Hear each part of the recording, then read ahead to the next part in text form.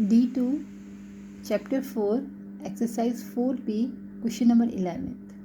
If x square plus y square equal है अगर 14 and x Y equal है 5 तो find the value of 1/2x plus 1/2y whole square.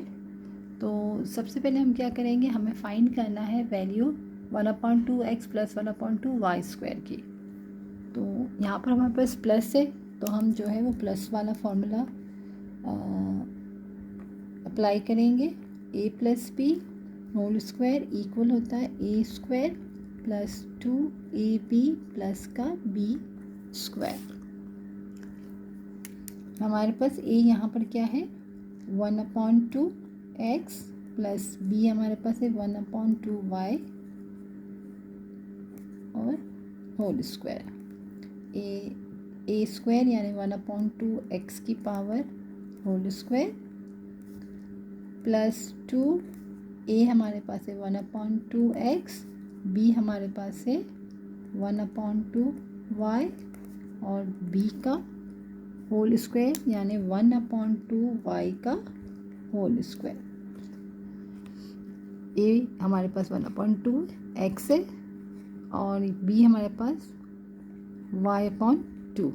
तो यहाँ हमने फॉर्मूले में अप्लाई कर दिया। अब हम ओपन कर लेते हैं इसको।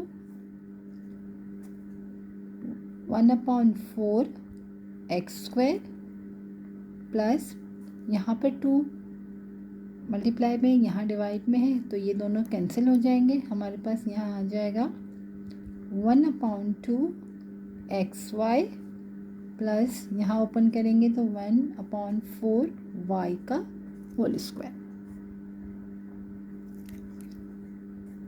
इक्वल। अब हमारे पास दो वैल्यूज़ है, एक X square plus Y square की है और एक एक्स वाई की है। तो हम पहले एक्स स्क्वायर और वाई स्क्वायर वाली टर्म को हम एक साथ यहाँ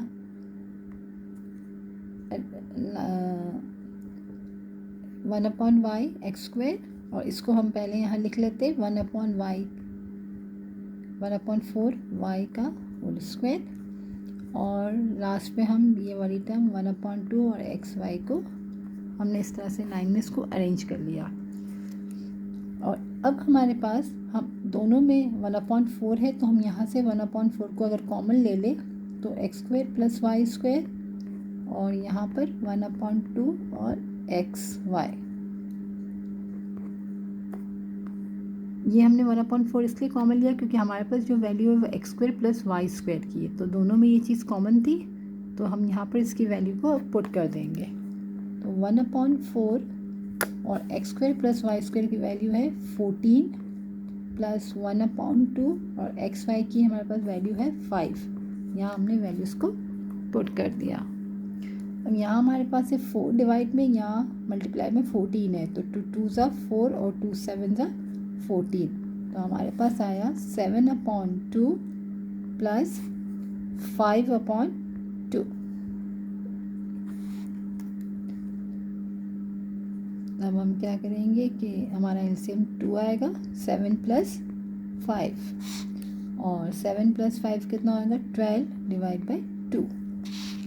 2 1 ज़ा 2, 2 6 ज़ा 12। हमारा आंसर आ गया 6।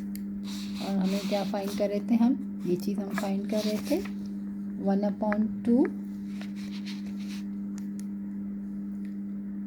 x प्लस 1/2 y का होल स्क्वायर। हमारा आंसर आ गया 6।